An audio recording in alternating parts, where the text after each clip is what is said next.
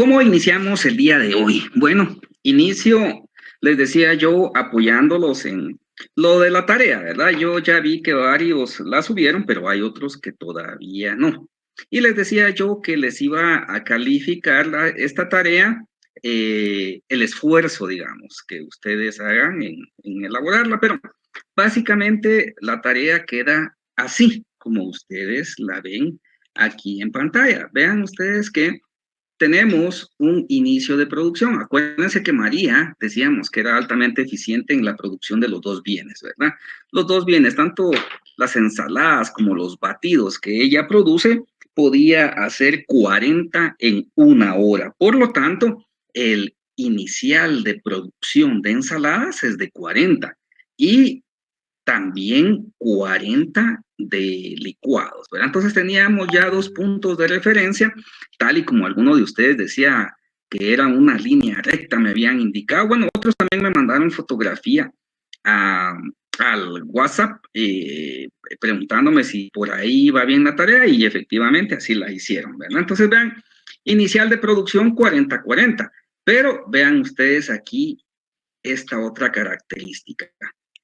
Final de producción con contrato comercial. Acuérdense que María, después de haber tenido ese trato comercial con Tomás, decía, bueno, voy a producir solo 5 ensaladas, pero voy a producir 35 licuados. ¿Se recuerdan de eso, verdad? Entonces, vean, 5 y 35, que es el final de producción con contrato comercial.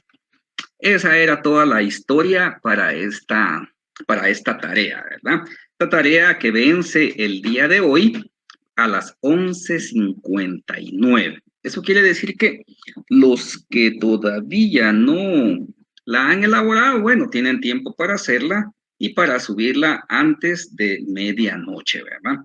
Licenciado, Sí, decime. una consulta. Bueno, yo ya tengo o sea, solo eso se hacía, ¿verdad? Es que yo ya tengo la gráfica, solo me falta tomar la foto. No sé si te podría mostrar medio ahí en cámara. Sí, permítanme un momentito, por favor. Yo sí, ¿verdad? Pero bueno, estábamos entonces con la presentación y precisamente de la tarea, cómo es que quedaba la tarea. Entonces, les decía yo que esta tarea la pueden presentar hasta el día de hoy, ¿verdad? A las 11:59 horas.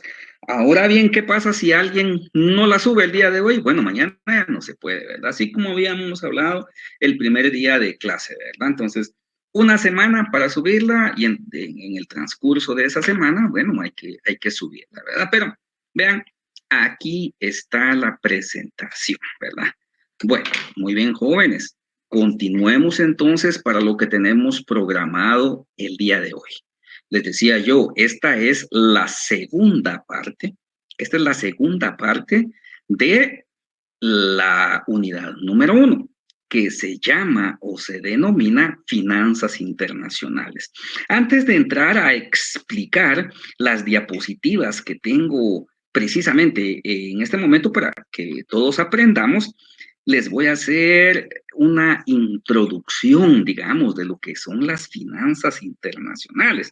Entonces, las finanzas internacionales pudiéramos decir en aspectos así bien generales, ¿verdad? Ustedes que es un área, digamos, de conocimiento que va a combinar los elementos tanto de finanzas corporativas y de la economía internacional. Por lo tanto, entonces decimos que las finanzas son el estudio de los flujos de efectivo, del dinero, ¿verdad? Es decir, entonces que la administración financiera internacional es el proceso de toma de decisiones acerca de los flujos de efectivo que se van a presentar en todo el contexto de las empresas multinacionales. Ya les voy a explicar qué son esas empresas multinacionales.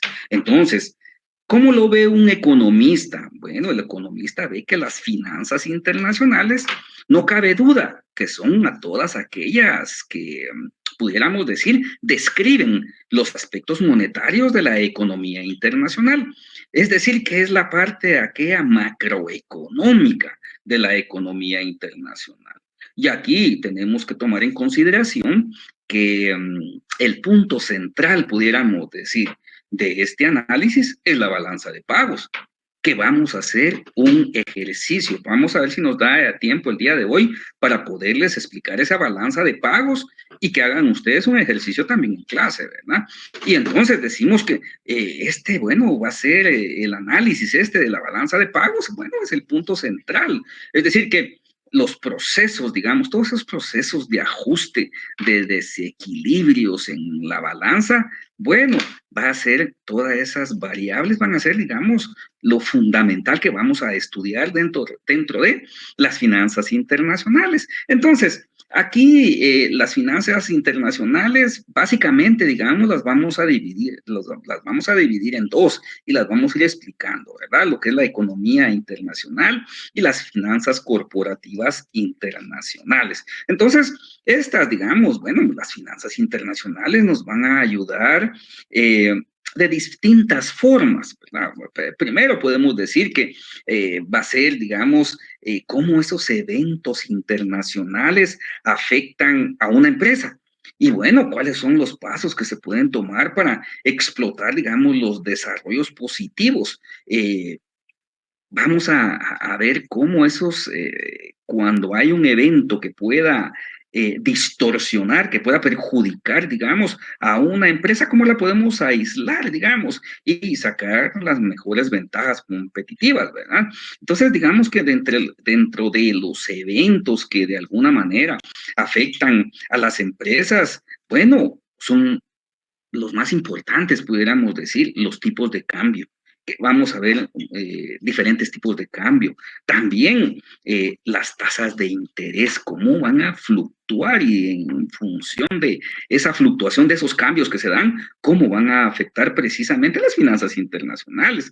También ahí tenemos que ver las tasas de inflación, ¿verdad? Entonces, cuando hablamos de esas finanzas internacionales, bueno, decíamos entonces que esas finanzas internacionales básicamente, eh, las vamos a interrelacionar, ¿verdad? ¿En qué? Bueno, decíamos que entonces que las finanzas internacionales es un área de conocimiento que combina los elementos de economía internacional y las finanzas corporativas. Ahora, dentro de la economía internacional, vamos a ver los regímenes cambiarios, es decir, cómo es, digamos, que a nivel internacional, digamos, esas tasas de interés, vamos a ver digamos, cuánto dinero hay que dar de un país hacia otro país, nos va a ir modificando, pudiéramos decir,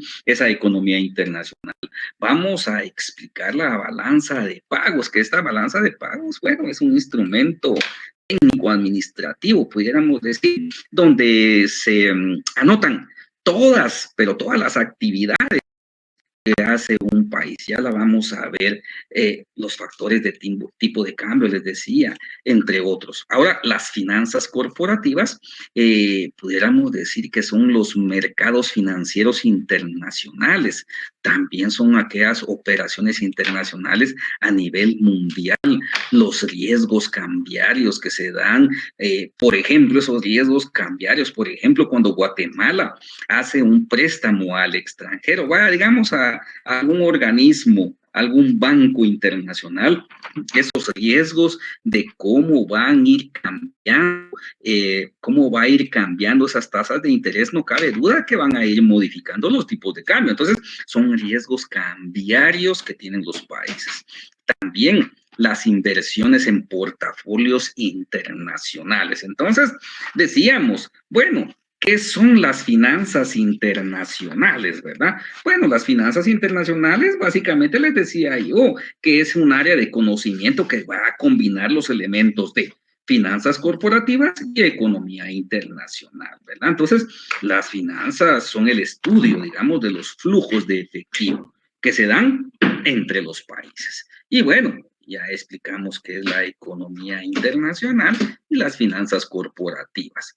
En función de ello, entonces, cuando combinamos estos dos, es decir, la economía internacional y las finanzas corporativas, estamos hablando entonces de finanzas internacionales. Pero, ¿por qué es que se dan estas finanzas internacionales? Ah, bueno, es que estas se dan, vean ustedes, básicamente porque tenemos diferentes monedas en los países. Imagínense ustedes que sí, todos los países manejáramos la misma moneda, bueno, entonces no tendría objeto las finanzas internacionales. ¿Por qué no tendrían objeto? Bueno, porque decíamos entonces que las finanzas internacionales es un área de conocimiento que va a combinar los elementos de finanzas corporativas y economía internacional, ¿verdad? Entonces, no tendría ningún objeto si, digamos, si todos los países tuviéramos la misma moneda. Por ejemplo, que todos manejáramos quetzales, por ejemplo, que todos manejáramos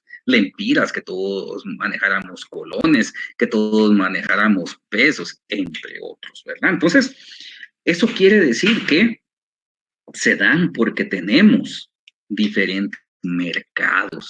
Es decir, tenemos diferentes mercados, cuales recuerden ustedes que hablábamos de los factores de producción, ya hablábamos también ya hablábamos también de cómo es que por medio de la globalización se da esa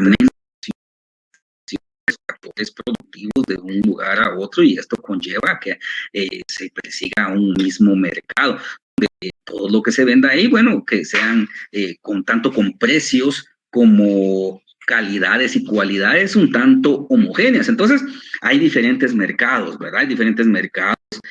Por ejemplo, decíamos que los países en vías de desarrollo son todos aquellos que van a producir bienes de consumo, y decíamos que todos los países ya desarrollados son los que producen bienes de capital. Entonces, aquí es porque tenemos diferentes mercados. Y esto básicamente se da porque vivimos en un mundo globalizado, ¿verdad? Si no viviéramos en un mundo globalizado, bueno, entonces no se daría, digamos, no se daría entonces las finanzas internacionales. Pero entonces, aquí tenemos que explicar ¿qué es la globalización?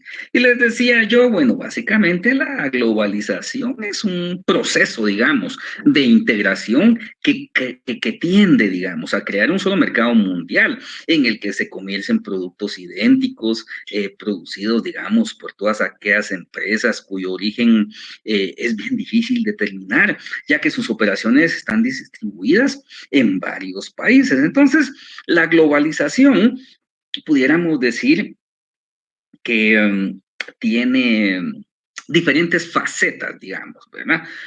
Las estadísticas que de alguna manera la reflejan es el volumen del comercio mundial, también las transacciones en los mercados financieros internacionales, como hablábamos, también las transacciones también de las empresas, la internalización de esas inversiones. Por lo tanto, vean ustedes que la globalización, que es, digamos, esa globalización, que es un proceso de integración que tiende a crear un solo mercado mundial, esto se debe de dar en lo económico. ¿Cómo es que se da en lo económico? Bueno, y es que lo que sucede con la globalización en la parte económica es que tenemos que tener un mercado en el cual pueda confluir todos aquellos bienes y servicios en los cuales el consumidor pueda adquirir lo que mejor le convenga, ¿verdad? Y no cabe duda que allí no solamente va a estar en función de que va a tener las similares, digamos, calidades, cualidades, pero similares precios. Entonces, esto no cabe duda de que va a dar como resultado de que en la parte, digamos, económica fluyan todas esas finanzas internacionales. Adicionalmente a ello, bueno, toda la parte financiera, toda la parte política. Bueno, detengámonos aquí en la parte política. Vean ustedes, esta globalización se da, dice, bueno, en lo económico, lo financiero, que va ligado, pero lo político. Detengámonos aquí, les decía yo, porque en este momento viene a mi mente justamente lo que acaba de suceder hace unas semanas atrás. Recuerden ustedes que salía casi a diario en todos los medios que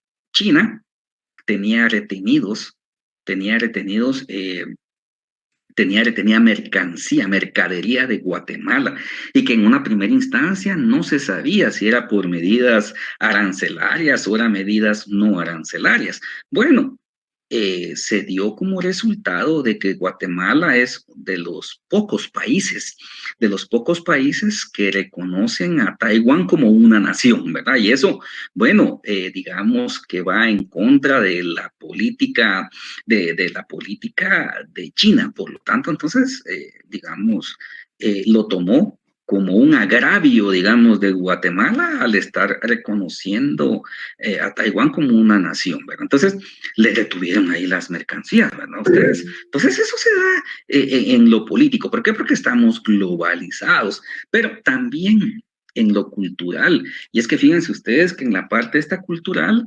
es sorprendente, digamos, cómo por los medios, no solamente medios electrónicos, los medios, digamos, que tenemos a nuestro alcance ahora con el Internet, con todas las redes sociales, sino que también por medio del radio, por medio de la televisión, se da una transculturalización, pudiéramos decir. ¿Por qué? Porque imagínense ustedes que con todas esas series que nos dan, por mencionar algunas, ¿verdad? Ustedes ahí en Netflix, las series, digamos, de narcotráfico, series de mexicanos, series colombianas. Bueno, hay algunos, bueno, series también mexicanas, hay algunos que trasladan esa cultura y que la quieren hacer como propia. Muchas veces ya aquí en Guatemala he escuchado yo a algunas personas que andan hablando como que fueran colombianos, ¿va? Ustedes también como que fueran mexicanos. Entonces, digamos, esa cultura digamos, decir, es una parte, digamos, de la que la gente agarra y como querer replicarla. Pero también dentro de lo cultural es bueno. ¿Por qué? Porque también podemos nosotros hacer propio, digamos, toda aquella ciencia y tecnología que podemos ver por medio de los TikTok, por ejemplo.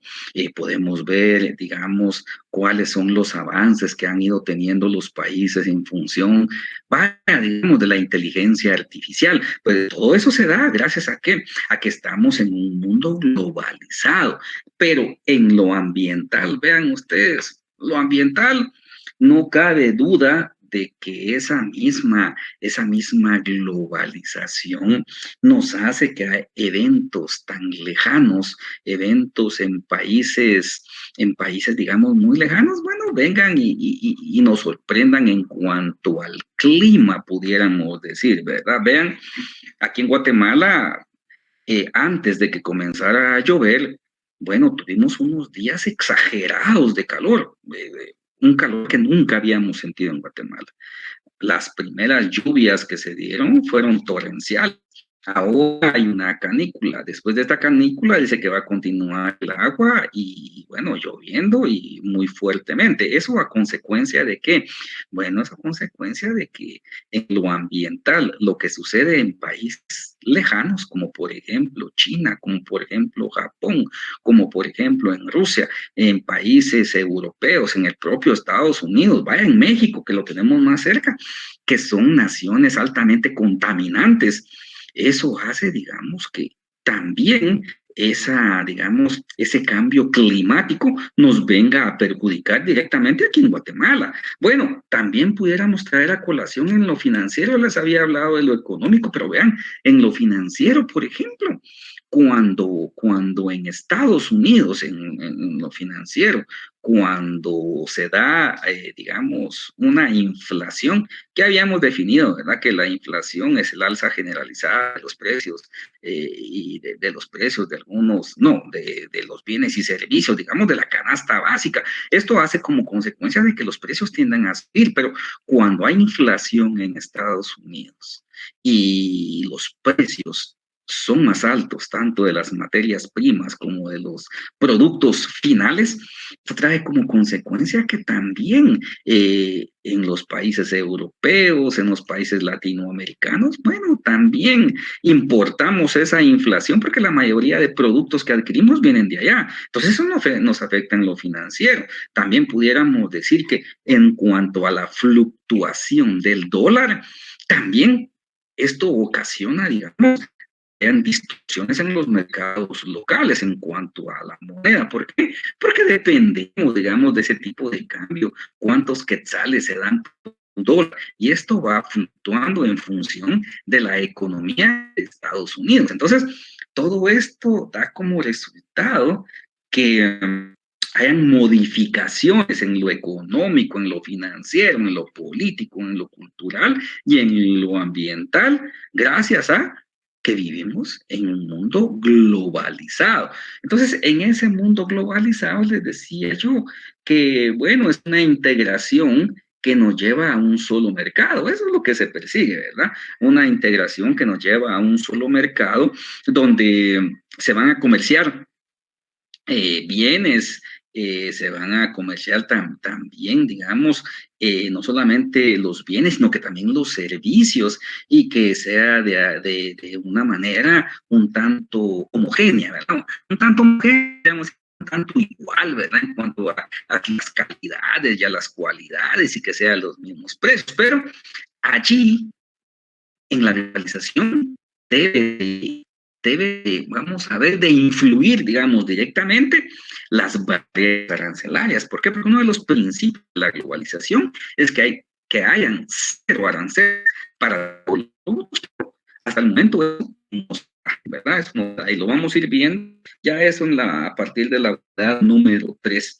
Vean, entonces hay una integración que nos lleva a un solo mercado gracias a la globalización, y esto da como resultado un aumento del comercio. Y es que vean ustedes, por medio de las importaciones y exportaciones, bueno, se da el aumento comercial dentro de los países. ¿Por qué? Bueno, por ejemplo, Guatemala, vean ustedes que hemos hablado del sector primario, que es el sector agrícola, donde, bueno, nos permite producir eficientemente, bueno, maíz, frijol, azúcar, cardamomo, entre otros, ¿verdad? Entonces, hay un excedente de producción, y eso se le vende al extranjero. Bueno, le llamamos, lo exportamos, ¿verdad? Pero cuando nosotros exportamos hacia otro país, de regreso viene dinero. Entonces decíamos que el dinero de otro país, ya sean pesos mexicanos, en este caso dólares, son divisas, ¿verdad? Entonces hay un aumento del comercio gracias a la especialización y a la tecnificación que veíamos en las ventajas comparativas de David Ricardo, ¿verdad?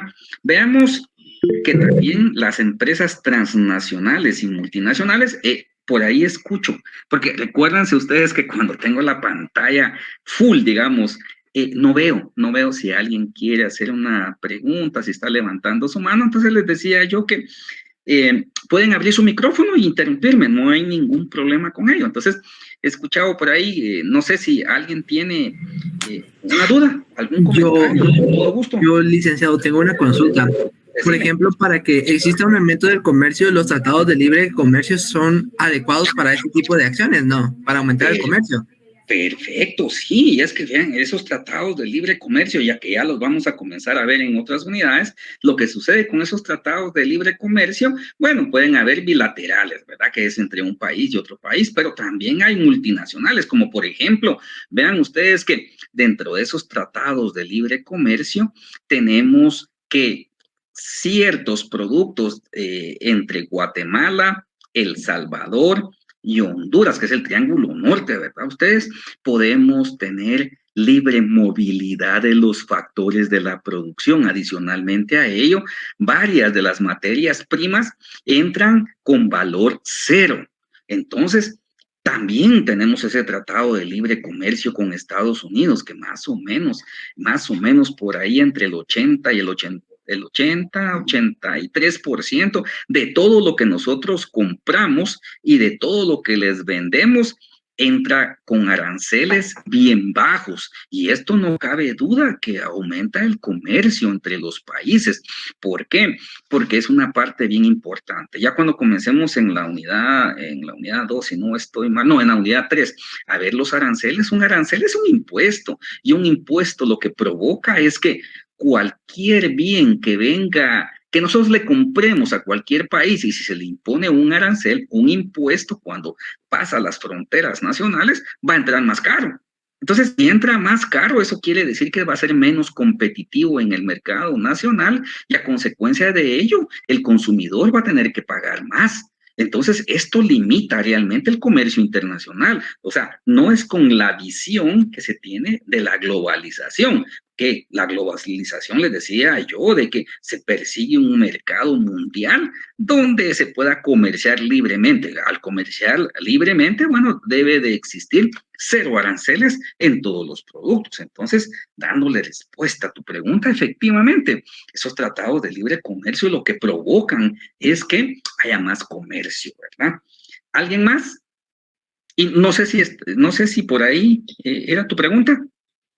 Sí, licenciado, muchísimas gracias. Muy bien. ¿Alguien más? Entonces, les decía yo, vean que aquí esta integración nos lleva a un solo mercado. Hay empresas transnacionales y multinacionales. También fíjense ustedes que cada una de ellas tiene, digamos, su definición, pudiéramos decir, o su explicación. Por ejemplo, una empresa, digamos, es internacional si está involucrada, digamos, en las exportaciones o las importaciones. En ese sentido, bueno, podemos decir que aquí en Guatemala la gran mayoría de las empresas, tanto medianas y grandes, bueno, es internacional, ya que de alguna manera importan, digamos, por lo menos alguno de sus insumos, maquinaria y equipo, y también exportan, digamos, también de los productos que aquí se producen. Ahora bien, ¿qué es una empresa multinacional? Ah, bueno, es que, vean, hay una gran diferencia. ¿Por qué? Porque una empresa es multinacional si traslada a otro país una parte, digamos, de sus operaciones, ya sea el diseño, la investigación, la producción, ¿verdad? Que es bien importante. Entonces, ahí existe, digamos, una clara distinción entre la matriz, donde se toman todas las decisiones importantes, y también las filiales o sucursales que se ubican en otros países. O sea, sabemos dónde se ejecutan las decisiones, que es, bueno, en el centro, pudiéramos decir. Ahora bien, cuando es una empresa transnacional, esas empresas transnacionales, digamos, son aquellas que tienen sus actividades multifuncionales, pudiéramos decir, que ahí forman una red tan compleja que resulta bien difícil determinar el país de origen y también diferenciar, digamos, entre la matriz y las sucursales. Algunos ejemplos, digamos, de esas empresas tan nacionales, ahí podemos hablar de la Ford, por ejemplo, de la Sony, de la Shell, de la Philips, de McDonald's, pudiéramos decir también, ¿verdad? Ustedes hay varios ejemplos, ¿verdad? Entonces, digamos que con todo ello, las manifestaciones que se dan en la globalización fíjense ustedes que es el creciente número de empresas que están adquiriendo, pudiéramos decir, por su caracterización multinacional. Bueno, también transnacionales. Entonces, hay muchas investigaciones que se han hecho empíricamente que indican que las empresas multinacionales tienen en mayor promedio mayores tasas de utilidad que las empresas puramente nacionales. Además, pudiéramos decir que tienen una menor variabilidad, pudiéramos decir, de los rendimientos y mayores tasas de crecimiento. Entonces, eso quiere decir que hay diferencia entre las empresas transnacionales y multinacionales, ¿verdad? Y aquí también dentro de esa integración que nos lleva a un solo mercado, que ya hablábamos del aumento del comercio, de las empresas transnacionales y multinacionales, bueno, están los mercados financieros internacionales, ¿verdad? En esos mercados financieros internacionales es donde está en esa bolsa de valores, donde se está, digamos, motivando los tipos de cambio, donde se compra una moneda en función de otra moneda, que es lo que vamos a ver a continuación. Jóvenes, hasta el momento, ¿tienen ustedes alguna duda, alguna consulta, digamos, algún comentario que quieran hacer ustedes con respecto a lo que hemos tratado ya en estos minutos? ¿O vamos bien? ¿Estamos claros? De mi persona, todo claro, licenciado. Claro, licenciado.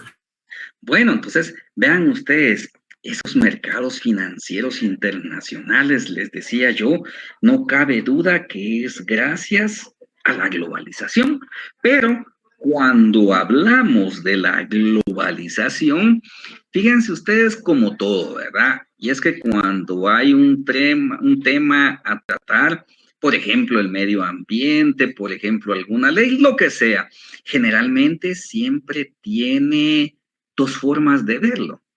Podríamos decir lo positivo y lo negativo de cada una de ellas. Por lo tanto, la globalización lo mismo, ¿verdad? Ustedes lo positivo y lo negativo. Pero veamos inicialmente cuáles son los beneficios.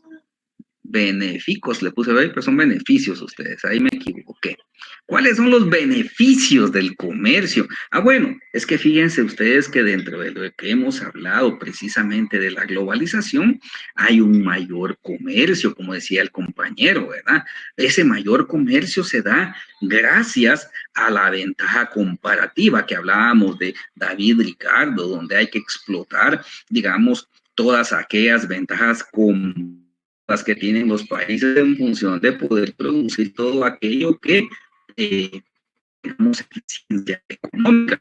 En función de ello, bueno, ya habíamos explicado esa ventaja comparativa, que es que da vida al comercio internacional. ¿Por qué? Porque hay mayor comercio, y al existir mayor comercio, bueno, se da un crecimiento económico. Se da un crecimiento económico en los países, especialmente los países más abiertos al comercio, que han obtenido mayores tasas de crecimiento, como por ejemplo China. Vean ustedes, China, tenemos toda una unidad para hablar de ese crecimiento económico que ha tenido China. India también y otros países. ¿Gracias a qué? Gracias a la globalización, gracias al beneficio del comercio internacional, actuando bajo el principio de la ventaja comparativa, que esto da un crecimiento económico. Ya sabemos que el crecimiento económico nosotros lo podemos denotar por un indicador a nivel macroeconómico, que es uno de los más importantes, pudiéramos decir que es el Producto Interno Bruto, ¿verdad? Que creo que en la primera clase que tuvimos, en la segunda, ya explicábamos. Pero para todo ello no cabe duda que se obtienen mayores tasas de crecimiento económico, pero sí aplicamos las políticas correctas. ¿En cuanto a qué? En cuanto a la globalización, ¿verdad?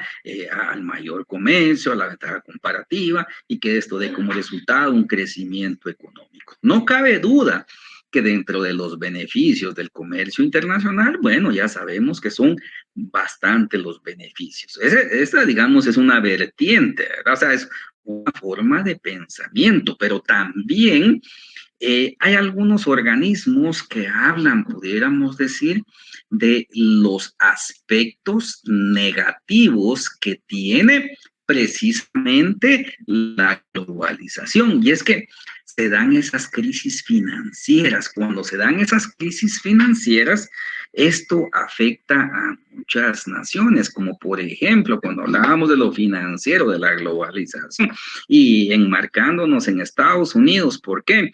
Bueno, Estados Unidos, acordémonos que es la economía más grande del mundo, todavía continúa así y va a continuar por muchos años más, aunque digamos que China le va pisando los talones, pero todavía, digamos, hace falta mucho para que China se pueda convertir en la primera nación, ¿verdad? De hecho, el crecimiento económico que China traía de hace 5 años atrás, ya hemos visto de que ahora, bueno, se ha ido contrayendo, o sea, es menos, ¿verdad? Ese crecimiento que ha ido teniendo. Entonces, esas crisis financieras, por ejemplo, que se dan en Estados Unidos, eso repercute directamente a muchas naciones, queríamos decir que no tienen nada que ver, pero digamos eso visto desde un punto de vista negativo, porque sabemos que como vivimos en un mundo globalizado, todo lo que pasa a nivel económico, a nivel político, a nivel social, vaya, pudiéramos decir también lo que pasa a nivel medio ambiente, nos va a repercutir en todo el mundo. Cosa, ¿va? Ustedes, por ejemplo, ya pasó, pero todavía tenemos efectos de esa pandemia. Pero cuando inició la pandemia, muchos decían, bueno, eso que está pasando allá en ese lugarcito que se llama Wuhan, que saber ni de dónde será, y que la gente se está muriendo, pobres, ¿verdad? Vaya que eso está tan lejos. Y eso, bueno, no nos va a perjudicar, vean si no. Entonces, todo lo que pasa a nivel mundial en cualquier país nos afecta directamente. Si no ven cómo nos ha afectado también la guerra de Ucrania y Rusia, que dicho sea de paso, ya llevan, creo, 2 años, ya llevan 2 años en guerra y eso continúa.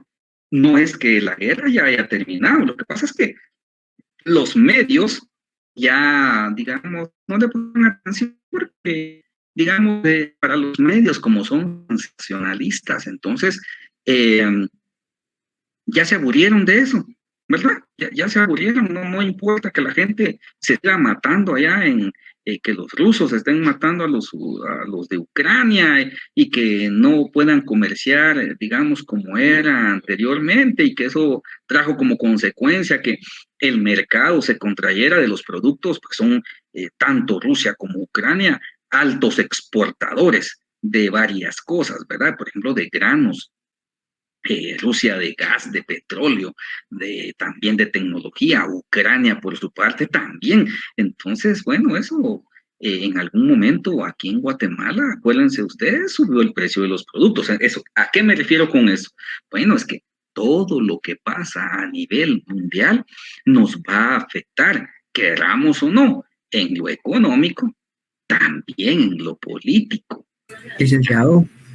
Sí, decime. Así como lo que sucedió en Estados Unidos en el 2008 con la caída del Banco de Estados Unidos, a eso también tuvo repercusiones, ¿verdad?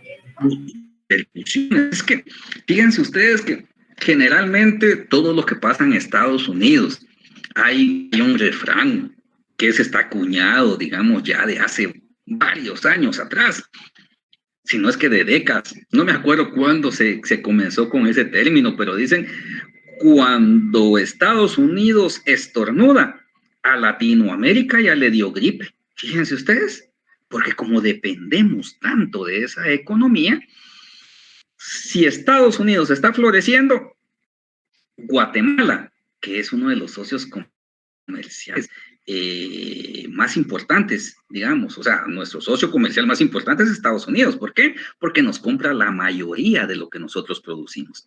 Si Estados Unidos está creciendo económicamente, a Guatemala le va bien. Como en la pandemia, no sufrimos mucho. ¿Por qué? Porque como había, digamos, necesidad de productos, de materias primas, bueno, Guatemala produce materias primas. Entonces, inercialmente Guatemala siguió produciendo y nos lo siguieron comprando. Por eso es que la macroeconomía se mantuvo estable, también gracias a otro efecto como son las remesas. Esas remesas, ahí van a ver ustedes que ahorita que veamos los ejercicios de las cuentas nacionales, cómo ayudan a esas cuentas nacionales de nuestro país. ¿Por qué? Anteriormente oscilaba, digamos, ese dinero que viene de Estados Unidos, especialmente de las remesas, también en México, también en Canadá, otros países, pero primero Estados Unidos es producto de que es conformado por varias cuentas.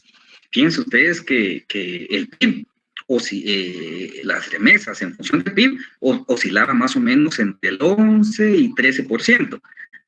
Las remesas, o sea, un 11, 13% conformaban el Producto Interno Bruto de Guatemala. Ahora ya subió al 15 y 16%. Imagínense ustedes qué gran cantidad de dinero están mandando los connacionales de Estados Unidos para... Y esto hace, digamos, que la economía se mantenga relativamente estable. ¿Gracias a qué? Pues gracias a esas remesas que vienen a Guatemala, que es parte también de la globalización.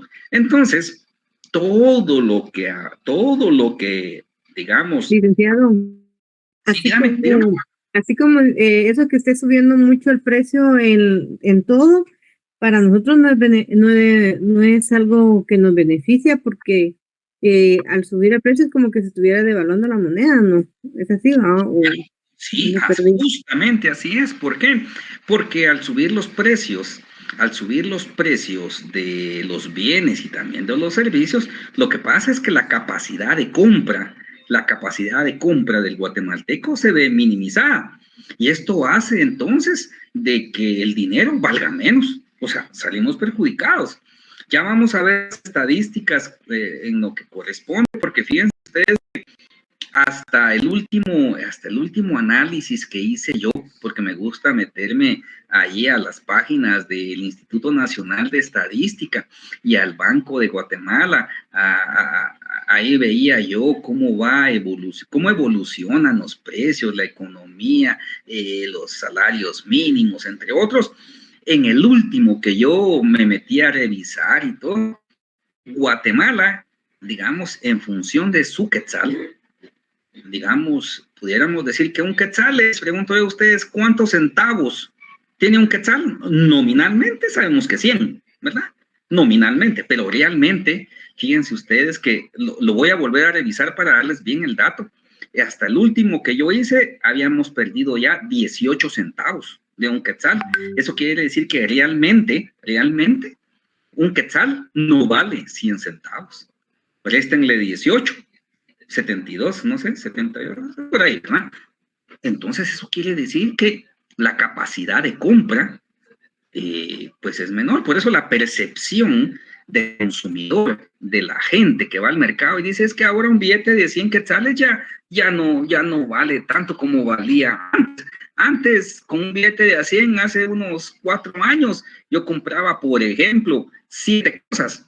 El día de hoy, con esos mismos 100 quetzales, trato de comprar esas mismas 7 cosas y ahora solo compro 5. Por supuesto, porque hay pérdida del poder adquisitivo de la moneda. Justamente lo que dice la compañera, ¿verdad? Entonces, en función de ello, ha habido, les decía yo, por muchos organismos, digamos, oposición a la globalización. ¿Por qué? Porque dicen que hay muchas desigualdades a nivel internacional, muchas desigualdades porque dice que gracias a esa globalización y como esa transnacionalización de los factores de la producción, por ejemplo, vean ustedes cómo se maquilan las cosas en función de desigualdad a nivel internacional. Y es que lo que sucede es que esas grandes transnacionales lo que hacen es que trasladan parte de su capital a algunos países, especialmente, fíjense ustedes, en cuanto a maquila, podríamos decir, a países latinoamericanos en búsqueda de mano de obra barata. Entonces, no cabe duda que esas transnacionales se están enriqueciendo gracias a que le pagan menos al trabajador guatemalteco, digamos, aunque le pagan menos al de la India, ¿va? Ustedes, entonces, pagan menos, digamos, en mano de obra, van a tener mayores ganancias, y entonces ahí, digamos, es esa oposición, porque dicen que hay una desigualdad a nivel internacional, que las grandes transnacionales, que obviamente son de los países ya de primer mundo, aquellos países industrializados, ya los desarrollados, que se aprovechan, digamos, de los países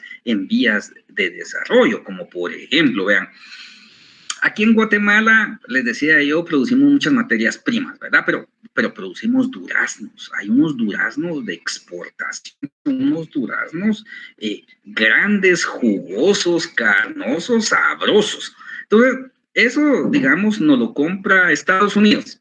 Y vamos a supongamos, ¿verdad? Supongamos que 5 de esos duraznos nos los compran a 10 quetzales. Vamos a suponer, a 10 quetzales, ¿verdad? Como materia prima. Se va para Estados Unidos y allá sufre un proceso productivo. Digamos, le quitan la cáscara, lo ponen en conserva, digamos, con miel y de esa mielita le ponen algunas otras cosas, lo ponen en un frasco llamativo, lo etiquetan y dice ahí todas las bondades nutricionales, porque también lo vamos a ver más adelante, también tiene que cumplir ese etiquetado con reglas a nivel de comercio internacional, dicen cuánto de calorías y bueno, y de último, Made in USA, y viene de regreso a Guatemala. Y ahí está. Licenciado. Sí, dígame. Así como las bananeras, ¿verdad? Que ellos todo lo llevan para allá. Tiene que ir, digamos, no puede ir ni con ninguna mancha ni con nada el banano para que llegue hasta allá, si no, no los reciben. Esas son medidas fitosanitarias. Esas son medidas fitosanitarias que las vamos a ir viendo más adelante. Pero entonces, vean ustedes, nos regresan los duraznos ya en miel y están, digamos, en PriceMart, pudiéramos decir.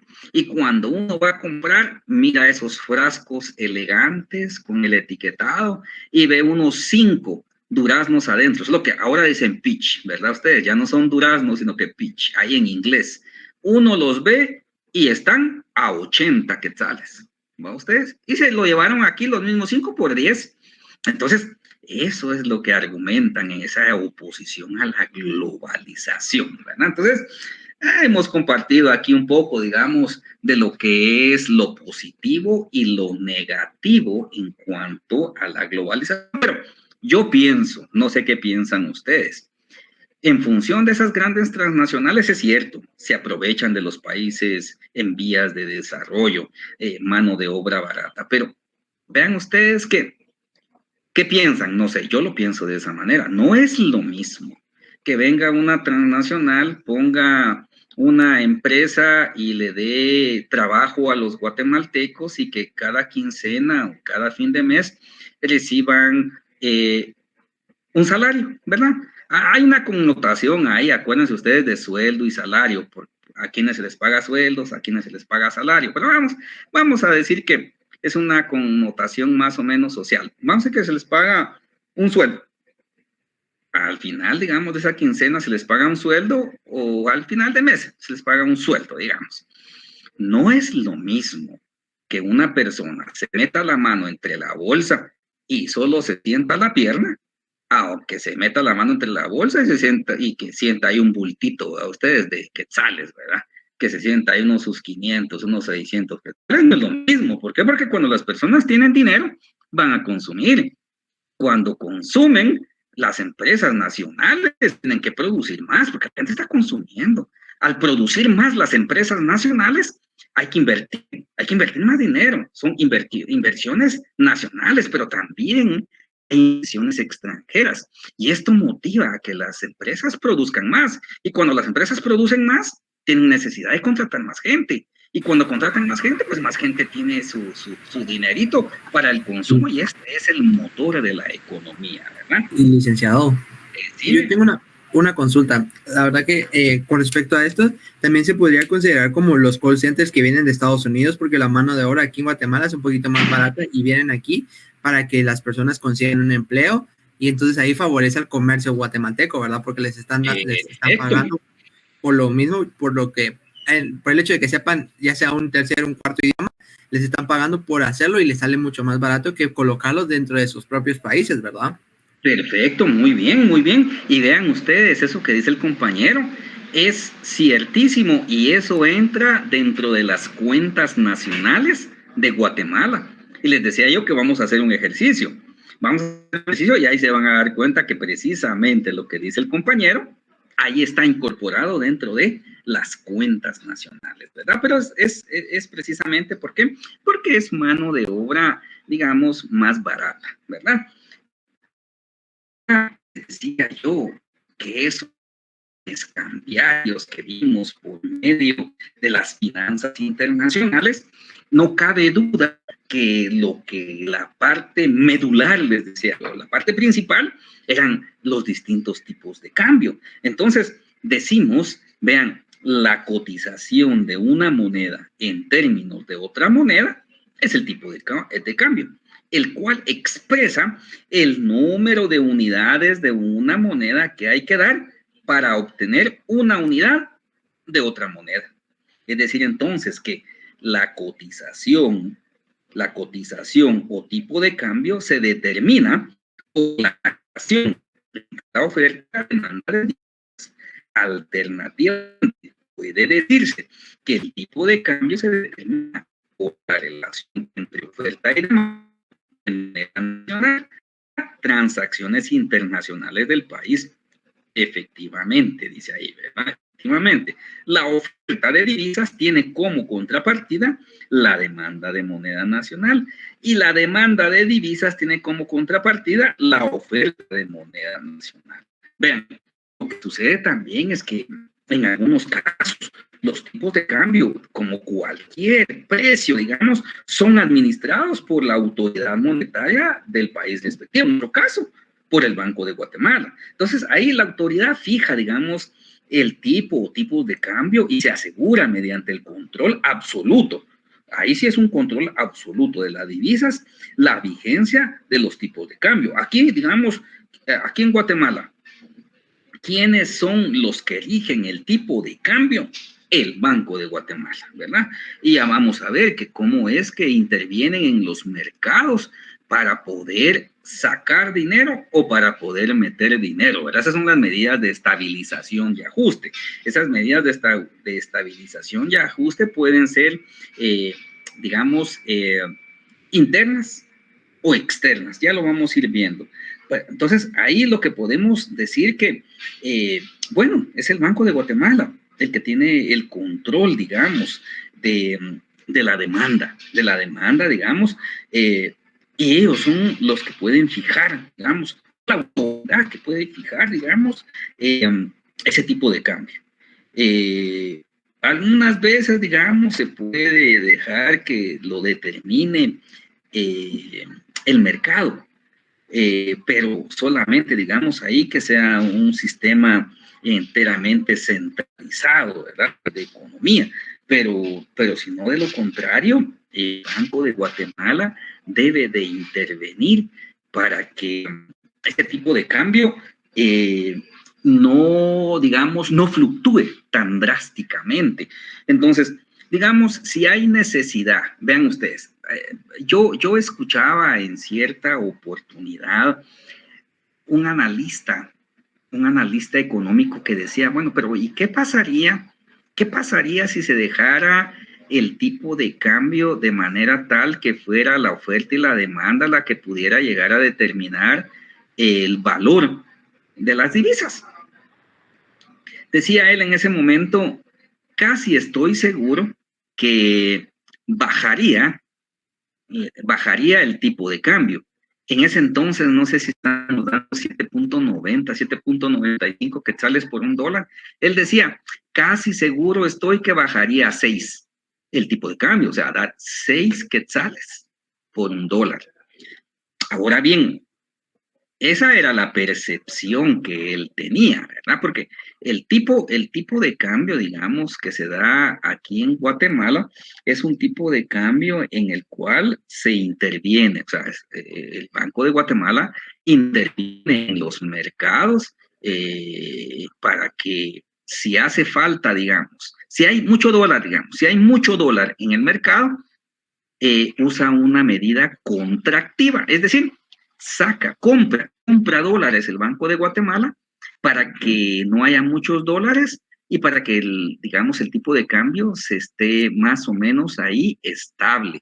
Ahora, digamos, si hay escasez de dólares en el mercado, bueno, el Banco de Guatemala, por medio de sus reservas monetarias internacionales, compra, o sea, vende en el mercado, ¿verdad? Le mete al sistema bancario dólares para que de igual forma se estabilice. ¿Por qué? Porque acordémonos que en función, digamos, de las leyes de la oferta y la demanda, resulta que si hay escasez, así como les decía yo, si hay escasez de tomate, bueno, el tomate está caro. Hay escasez de dólares, el dólar se pone caro. Pero si hay, digamos, hay mucho, digamos, de tomate en el mercado, se abarata el precio. Entonces, lo mismo, si hay muchos dólares en el mercado, también se abarata el precio. Entonces, hay medidas contractivas cuando el Banco de Guatemala saca dinero y hay medidas expansivas cuando el banco mete dinero, o sea, hablando de dólares, al mercado. ¿Para qué? Licenciado. Sí, decime. Disculpe que le interrumpa. Así como, por ejemplo, yo por lo que he estado leyendo de las noticias y también me he estado como curiosidad por algunos videos que he logrado ver, Guatemala es uno de los países más estables con respecto al dólar, ¿verdad? Con respecto al cambio entre dólar y el quetzal, ¿verdad? Sí. A nivel latinoamericano. Sí, porque no fluctúa, digamos, tan drásticamente. Por eso mismo que les digo yo, que interviene el Banco de Guatemala. Nick, disculpe. ¿Sí? Eso se debe a que Guatemala posee un tipo de cambio libre pero administrado, ¿verdad? Ya ahorita lo vamos a ver qué tipo de cambio es el que... Hay diferentes tipos de cambio. Y ahora les voy a explicar cada uno de ellos y les voy a hacer la pregunta a ustedes. ¿Qué tipo de cambio creen que hay aquí en Guatemala, verdad? Pues para que vayamos ahí digamos, para que vayamos en la misma sintonía aquí con la clase, ¿verdad? Pero muy bien ahí con sus intervenciones. Entonces vean ustedes, el tipo de cambio, digamos, puede fluctuar. Cuando se dice que fluctúa es porque cambia. Por ejemplo, imagínense ustedes, ¿qué pasa, digamos, pongamos dos eventos. Digamos, vamos a suponer que el tipo de cambio se tiene que dar 7 quetzales con 50 centavos por $1, ¿verdad? Ese es el tipo de cambio. ¿Qué pasa si a consecuencia de algunos efectos tanto propios de nuestra economía... ¿Será que podría repetir, licenciado? Disculpe. Digamos, en un primer momento, digamos, 7.50 quetzales damos por $1. Ese es el tipo de cambio, ¿verdad? 7 quetzales con 50 centavos vamos a dar por obtener $1. ¿Qué pasa si en un segundo evento vamos a tener que dar 8 quetzales por ese mismo $1? ¿Qué creen ustedes? ¿Es bueno? ¿Es malo? ¿Es regular? ¿O qué creen ustedes? ¿Qué creen? Vamos a ver. Yo desde un punto de vista, viéndolo así, Guatemala ha sido estable. Si, por ejemplo, estamos viendo de que $1 equivale a 7 quetzales con 50 centavos y que por cierto movimiento económico el precio equivale a 8 quetzales, pues está mal, porque nos está indicando que hay un factor de riesgo que puede que eso en unos años represente un aumento y que, por ejemplo, de aquí a unos 5 o 10 años el valor de $1 equivalga a 10 quetzales. Entonces ahí podría estar afectando en el aspecto económico de la nación de Guatemala, ya que estamos como aumentando ese tipo de cambio, desde mi punto de vista. Muy bien, muy bien. Sí, y es que, vean, ¿qué es lo que pasa? Y es que, vean, si en un momento damos 7 quetzales con 50 centavos por $1, eso quiere decir que ese es nuestro tipo de cambio. El comercio internacional, si bien es cierto que cuando nosotros compramos cualquier cosa que compremos a nivel internacional, lo compramos con quetzales, pero hay que convertirlo a dólares. Entonces, no es lo mismo comprar, por ejemplo, ¿qué pudiéramos decir? Una computadora, cuando el tipo de cambio es de 7.50, no podemos decir que va a ser el mismo precio cuando el tipo de cambio es a 8, entonces el dólar se ha apreciado, es decir, vale más en función del quetzal. ¿Por qué? Porque tenemos que dar más quetzales por $1.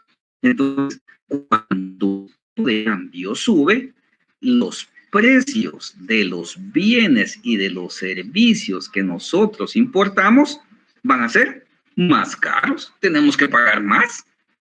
Mientras que si el tipo de cambio fluctúa hacia baja, por ejemplo, en un primer momento dábamos 7.50 por $1, les decía.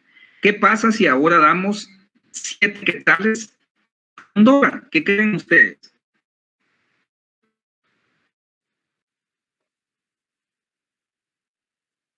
Esas son preguntas de privado, vamos a ver, y son sencillas de responder.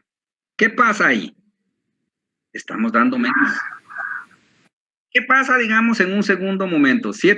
Dábamos 7.50 quetzales por $1, pero vamos a suponer que de un momento a otro se deprecia el dólar y entonces vamos a dar 7 quetzales por $1. Eso quiere decir eso significa que hay mucha oferta del dólar, que hay mucho dólar en el mercado, por lo tanto algo tiene que estar sucediendo en la economía política de Estados Unidos, que como bien lo mencionábamos antes, ¿no? A ellos estornudan y a nosotros nos da gripe, que muy probablemente va a terminar afectando a Guatemala, y aunque en su momento lo está beneficiando, hay que encontrar un equilibrio y buscar la manera de regresar al valor original. Perfecto, muy bien. Y es que, vean ustedes,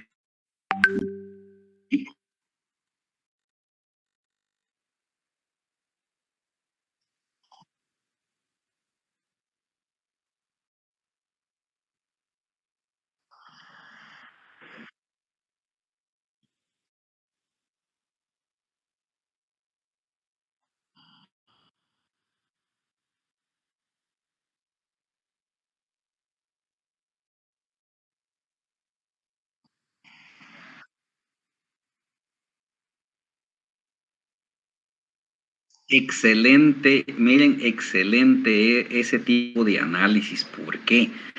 Justamente iba yo, y es que vean, no es lo mismo para el importador que para el exportador. ¿Por qué? Bueno, terminemos primero con la primera idea.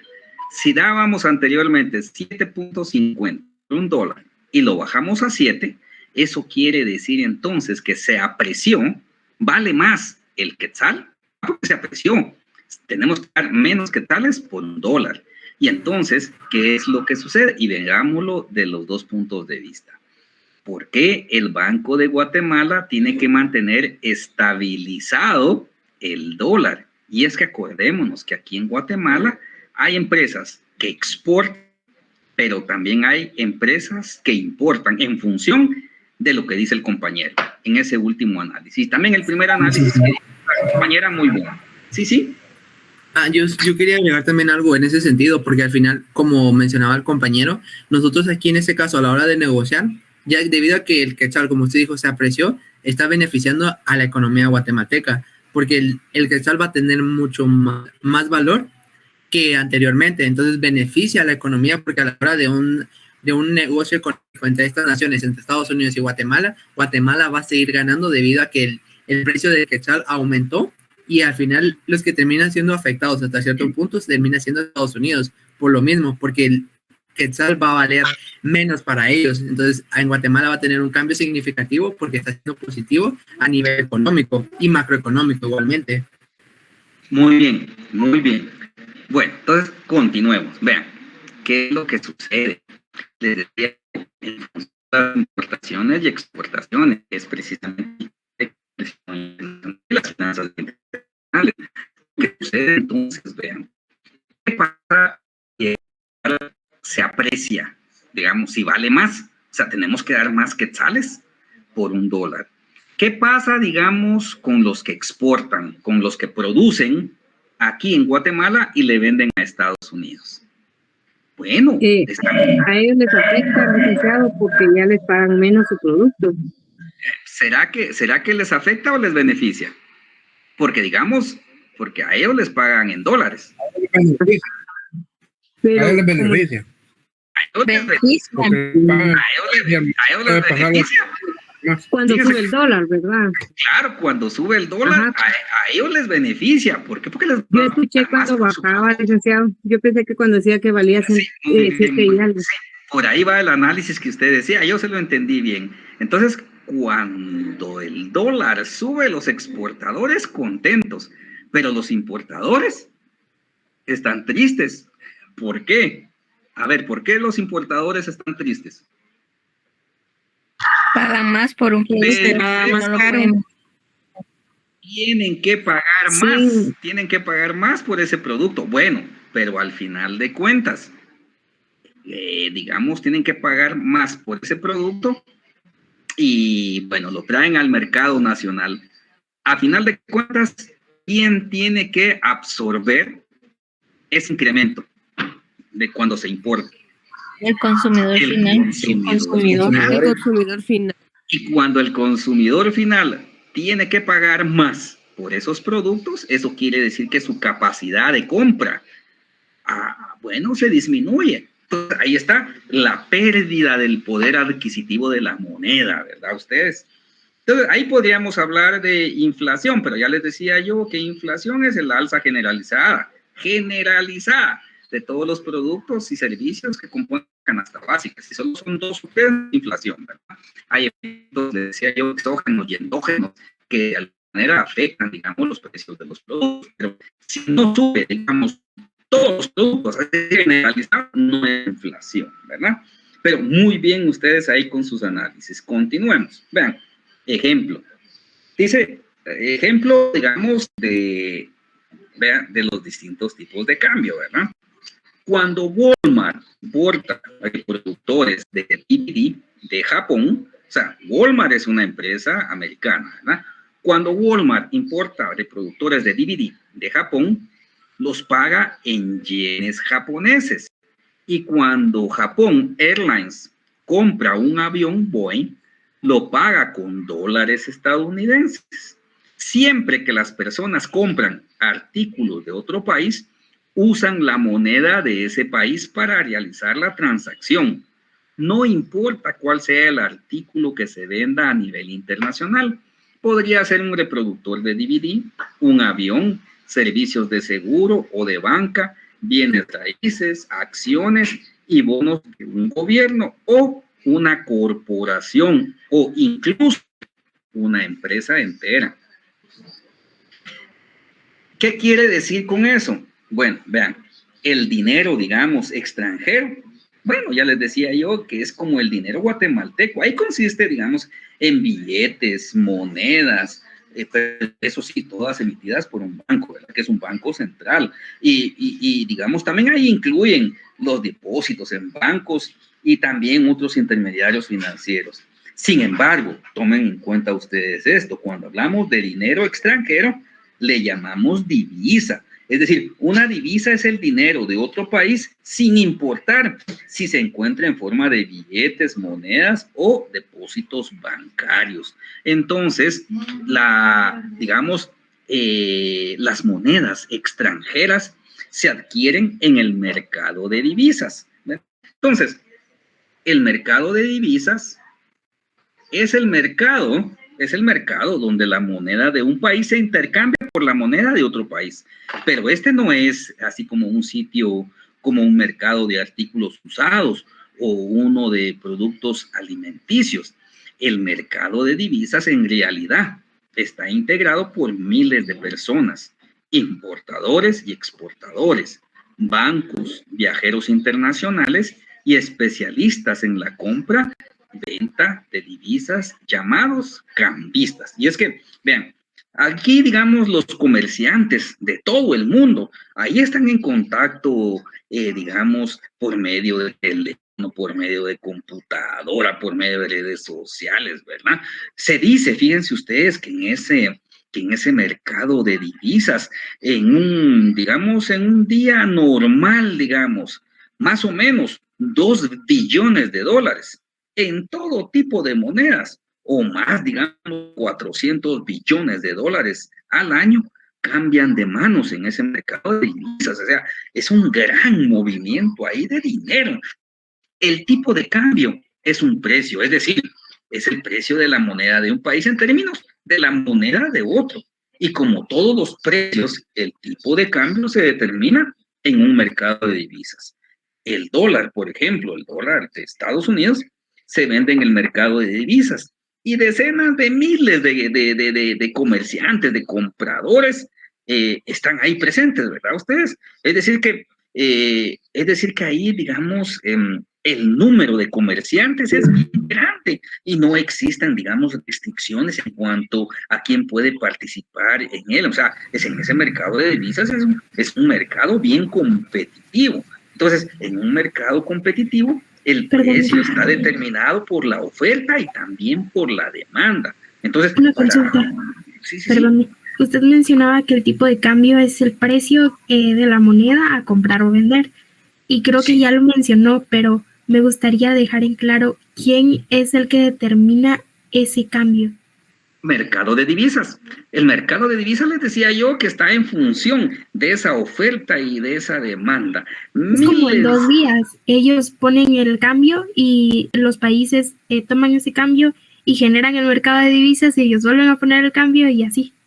No, vean, lo que pasa es que como está en función de la oferta y la demanda, la mayoría de transacciones que se hacen a nivel mundial es por medio de dólar. Dentro, digamos, de las, vamos a ver si me recuerdo, porque esto es de introducción a la economía. Vamos a ver, en economía decíamos, dentro de las funciones principales del dinero, está una que es dinero mundial. Y ese dinero mundial es aquel que está plenamente registrado, está que las personas lo reconocen a nivel mundial. ¿Como para qué? Para poder hacer transacciones. Y en ese sentido, ese dinero mundial está funcionando el dólar por algunas otras, digamos, por algunas connotaciones de suma importancia. Por ejemplo, se le llegó a llamar el petrodólar, pero eso lo vamos a explicar más adelante. Entonces, lo que sucede es que como la mayoría de comercio se hace por medio de dólares, pues todo el mundo quiere dólares.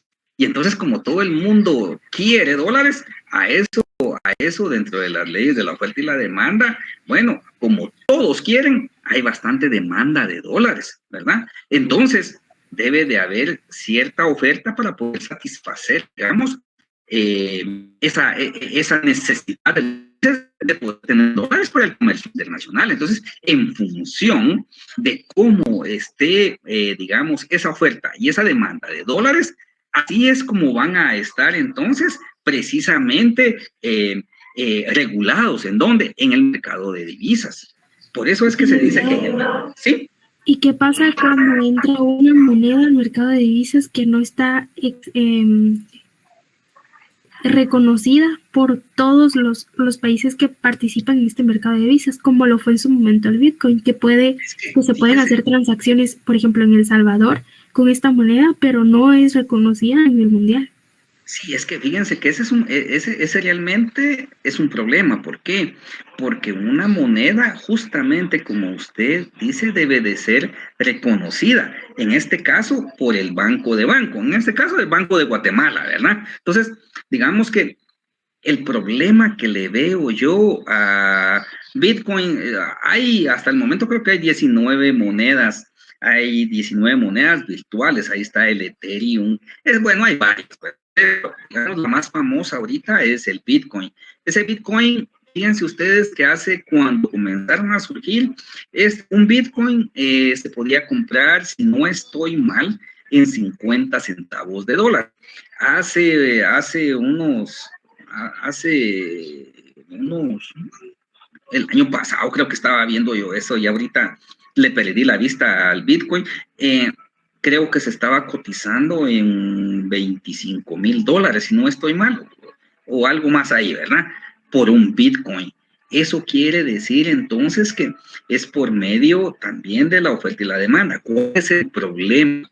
El problema que el Bitcoin no cumple con las funciones de la moneda, que les decía yo hace un momento. ¿Por qué? Primero, no está reconocida a nivel mundial. Ya algunos países la han ido reconociendo, pero el problema es que ¿quién es el dueño de Bitcoin?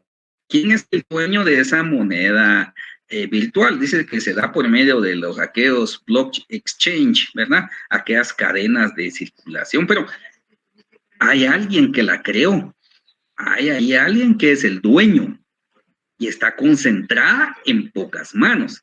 Fíjense que hay un librito bonito que se llama Burbujas Económicas, de las diferentes burbujas económicas que se han dado a través de la historia. Una burbuja económica es como, por ejemplo, algo que la gente, digamos, comienza a apreciar, que quiere, ¿verdad? Ustedes que le está dando importancia por las características, ya sea extrínsecas o intrínsecas que tiene, vaya, podemos decir, también por moda, y comienza a comprar y en la medida que se está comprando se escasea porque hay poca, y por lo tanto los precios tienden a subir de lo que se está comprando, pero llega un momento en que ya, digamos, se va el encanto, y entonces estalla esa burbuja económica y la gente se queda silbando en la loma, ¿va? Ustedes, pues se queda sin nada. Es lo que pudiera pasar, pienso yo, ¿verdad? Hasta el momento todavía no ha pasado y se va cotizando el Bitcoin de una manera tal que les decía yo, comenzó cotizándose a 50 centavos, y ahora vean ustedes que ya no sé, la última que vi yo era, no me acuerdo si 25,000 o 50,000 dólares. Ahora, el problema es que esa moneda no está reconocida a nivel mundial. Y hay otro problema mayor, que lo están utilizando mucho los hackers, lo está utilizando ya el crimen organizado, porque ya, digamos, algunas extorsiones en diferentes partes del mundo, ¿verdad? No hablando solo de Guatemala, pero algunas extorsiones ya las piden en Bitcoin. ¿Por qué? Porque es una moneda que no está regulada, es una moneda que es bien difícil, digamos, el poder llegar a determinar de qué servidor salió, porque acuérdense que como son monederos electrónicos, es bien difícil, o sea, ahí hay cláusulas, digamos, que no se sabe quiénes tienen esos monederos electrónicos. Entonces, es un tanto difícil, pues se dan secuestros y hay que pagar, digamos, lo que solicitan por soltar, digamos, que tienen secuestrado en bitcoins. Y entonces, bueno, es bastante complejo, fíjense ustedes, pero sí es, digamos, esa no está regulada. Entonces, esto no está en el mercado, de divisas.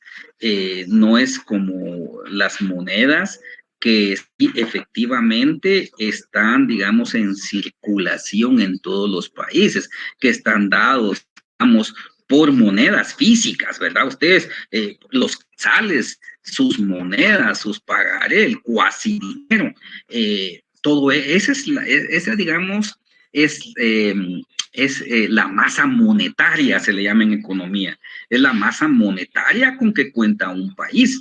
Pero entonces, digamos, ahí es el cuasi dinero, ya saben ustedes, tarjetas de crédito, cheques, pagaré, pero se hacen, digamos, líquidos cuando ustedes ya lo tienen físicamente.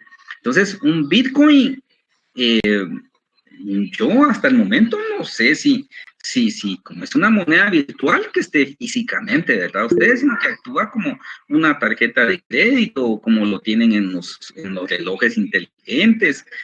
Realmente, digamos, si tienen un Bitcoin y ustedes van a una tienda y quieren comprarse un su pantalón, su camisa, un su par de tenis, y dice, aquí aceptamos Bitcoin, van bueno, pasan el Bitcoin con tarjeta o con su teléfono o con su reloj, ¿verdad? Ustedes, y ahí les van descontando. Entonces, esa divisibilidad que también es una dentro de las funciones del dinero, bueno, realmente no sé yo muy funcional. ¿Alguien por ahí quiere decir algo?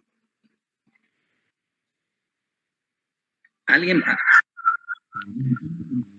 Esperen, como les decía yo, que aquí no logro,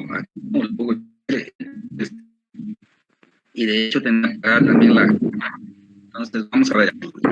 Sí, cuéntenme ahí qué es lo que está pasando. Una duda, dado que digamos que yo acepte el pago en moneda Bitcoin y si la moneda cae, entonces yo pierdo como... Sí, digámoslo así en términos coloquiales, digamos. ¿Y a quién le va a ir usted a reclamar? A nadie. O sea, no puede ir a qué banco. Ay, mire, fíjese que yo tenía ahí un cuarto de Bitcoin, yo tenía ¿qué? 5,000 en Bitcoin y fíjense que el mercado internacional se vino abajo y ahora resulta que lo perdí todo y ¿quién me lo va a pagar? Ese es el problema. Entonces eso la verdad es un riesgo al momento de que un negocio o una empresa reciba ese tipo de moneda. Porque no me acuerdo en qué año sí cayó la moneda y sí hubo grandes pérdidas para las personas que sí tenían. Sí, pero sí, o sea que, miren, esas son burbujas económicas. En ese libro de burbujas económicas son varios ejemplos. Y hay uno de los tulipanes que a mí me llamó bastante la atención, que en un momento, digamos, en Francia, en Inglaterra, en los países europeos, se cotizó bien alto los tulipanes. La gente que tenía dinero, digamos, compraba esos tulipanes y entonces era seña de que tenían dinero, ¿verdad? Que el que regalaba un tulipán era porque en esos momentos tenía dinero, pero llegó un momento que la gente perdió, digamos, el interés en los tulipanes y había un montón de gente que tenía documentos, digamos, que te contaban con cientos de tulipanes y la gente ya no los quiso y lo perdió todo. Y así hay varios ejemplos, ¿verdad? ¿Alguien más por ahí? Sí, Andy.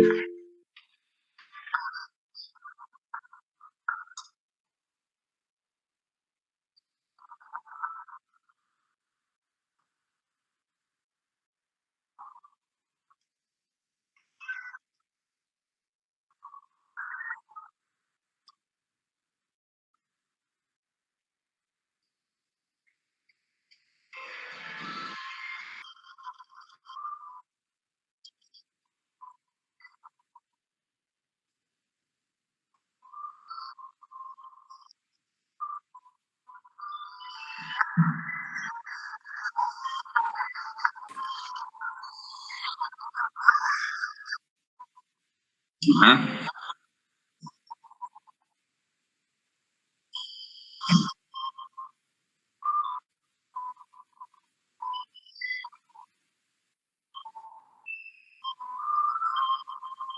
Y por eso es que está subiendo de precio, ¿verdad?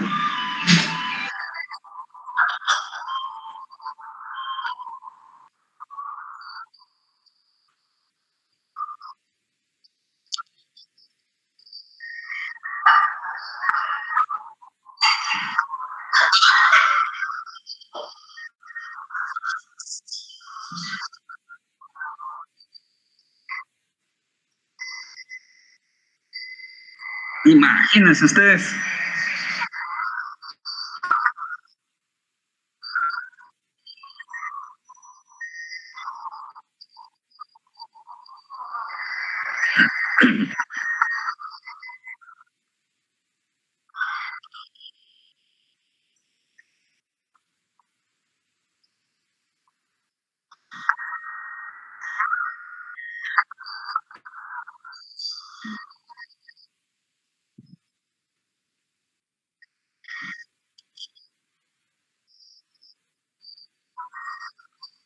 ¿Y cuánto está ahora mismo? ¿En cuánto está cotizado un Bitcoin?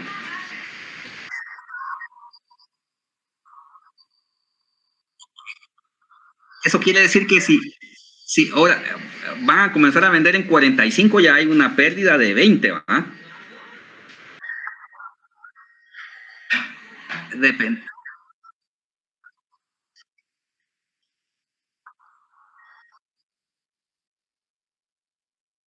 ¿Y qué tal si, y qué tal si,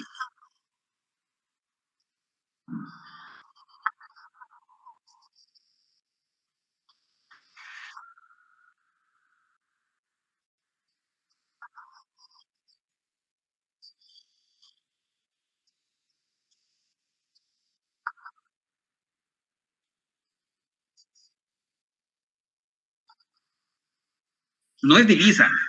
Acuérdense que no es divisa. Esa no es divisa, esa es una moneda electrónica.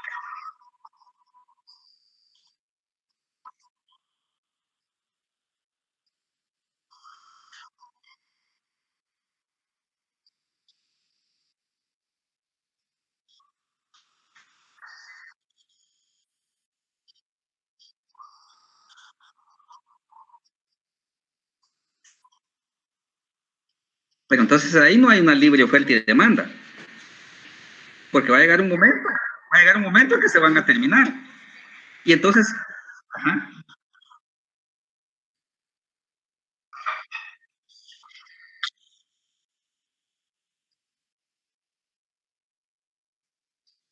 entiendo.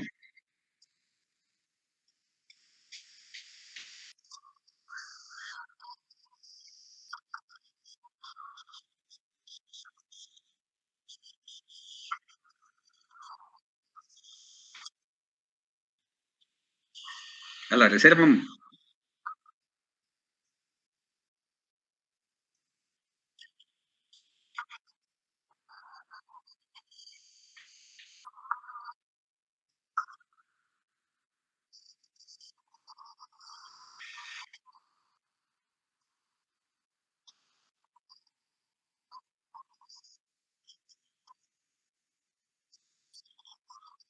va a depender, ¿saben por qué? Porque cuando, digamos, hay dos formas de crear dinero, ¿verdad? La primaria, que es precisamente que solamente lo puede hacer el banco de cada país, ¿verdad? En nuestro caso, el Banco de Guatemala.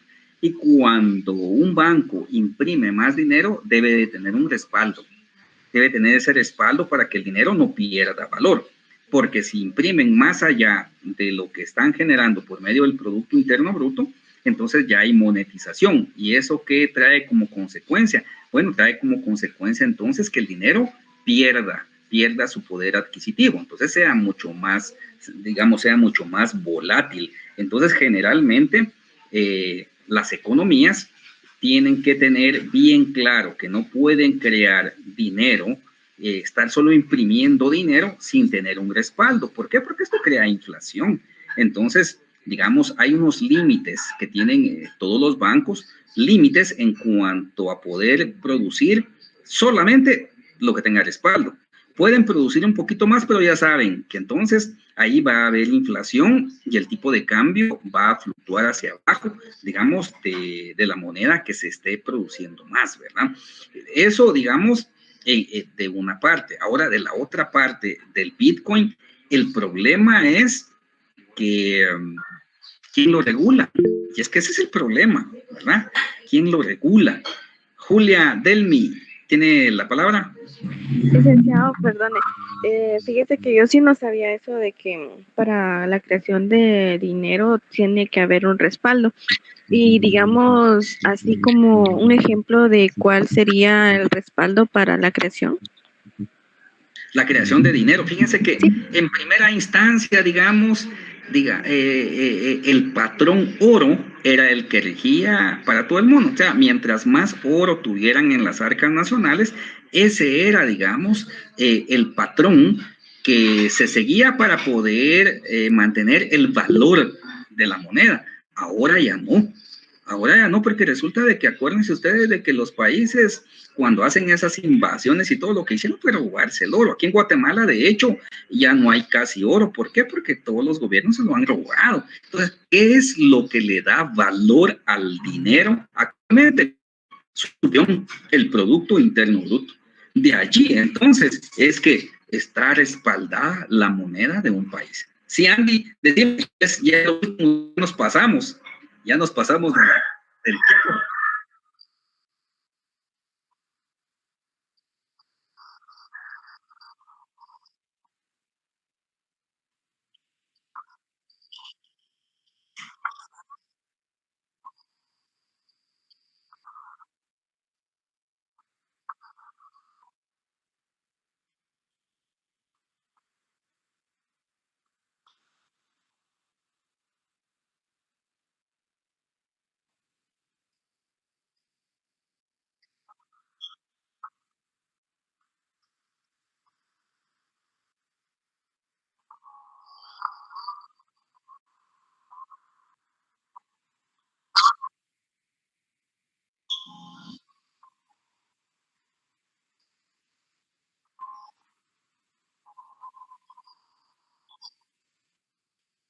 Y vean eso como, y eso de los petrodólares, vean el gran problema que va a hacer, eso va a ocasionar la última guerra mundial, me imagino yo, porque los principales,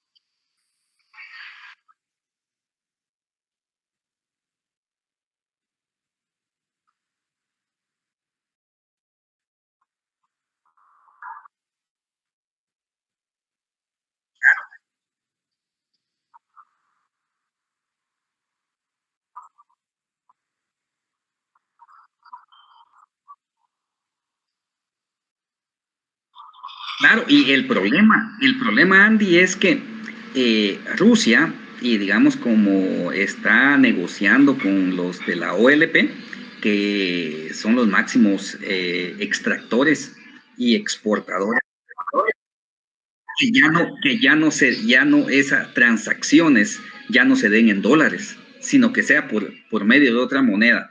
Ahí Estados Unidos